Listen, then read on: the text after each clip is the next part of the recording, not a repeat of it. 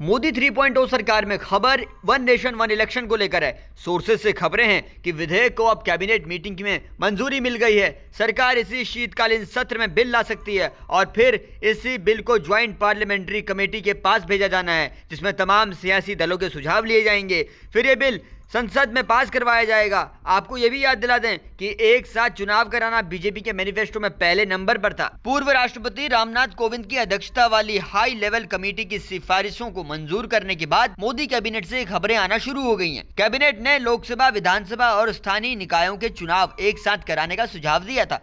अब आपको one nation one election committee के अध्यक्ष पूर्व राष्ट्रपति रामनाथ कोविंद को ही सुनाते हैं। केंद्र सरकार को देखिए सर्वानुमति डेवलप करनी पड़ेगी सभी पॉलिटिकल पार्टीज की।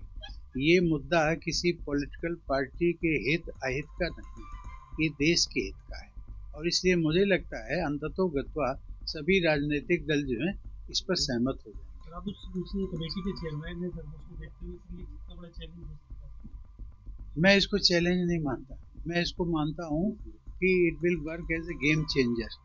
भारत की अर्थव्यवस्था आज जो है वो आपकी अराउंड 6.5 या 7%, और जब ये आ जाएगा, और ये मेरी राय नहीं है बल्कि जो इस देश के इकोनॉमिस्ट हैं उनकी राय है कि कम से कम 1 से 1.5% जो है ऑटोमेटिकली इस देश की जीडीपी बढ़ जाएगी। मीडिया रिपोर्ट के मुताबिक इस कदम का कांग्रेस और आम आदमी पार्टी जैसी कई इंडिया गठबंधन की पार्टियों ने विरोध किया है। उन्होंने आरोप लगाया कि इससे केंद्र में सत्तारूढ़ पार्टी को फायदा पहुंचने वाला है। नीतीश कुमार की जेडीयू और चिराग पासवान जैसे अहम एनडीए साथियों ने एक साथ चुनाव कराने का समर्थन किया है। सुनिए अब आम आदमी पार्टी के नेता संजय सिंह को उन्होंने क्या कहा।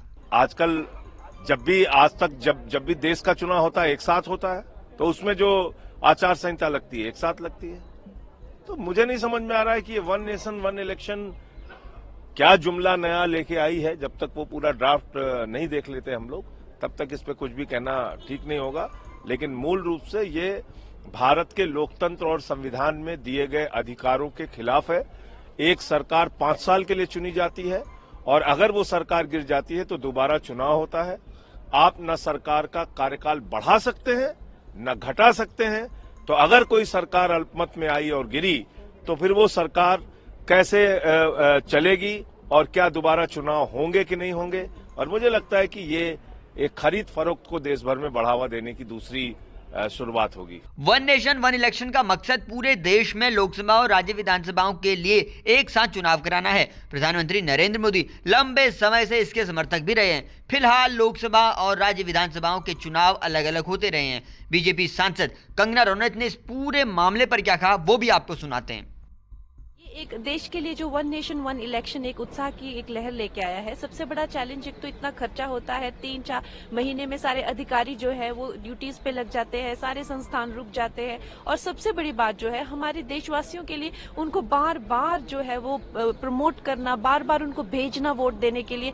हर साल जो है वोट देने वालों की जो है परसेंटेज कभी कभी किसी राज्य में आपने देखा कितना डिप कर रही है। तो ये एक दिस इज द। और टीएमसी सांसद शत्रुघ्न सिन्हा ने तो वन नेशन वन इलेक्शन से सरकार की मंशा पर ही सवाल उठा दिए हैं। सुनिए उनका भी ये बयान। भाई यूनियन कैबिनेट या यूनियन कैबिनेट के मुखिया की ये बड़ी ख्वाहिश रही है। देश की जनता समझती है कि किन कारणों से ये ख्वाहिश रही है, इसके पीछे वजह क्या है, सब लोग जानते हैं। ये सब मुद्दों से भटकाने का एक कोशिश है या नाकामयाब कोशिश है। संभव भी नहीं है, प्रैक्टिकल भी नहीं है, व्यवहारिक नहीं है। ये होना होता तो कब का हो चुका होता।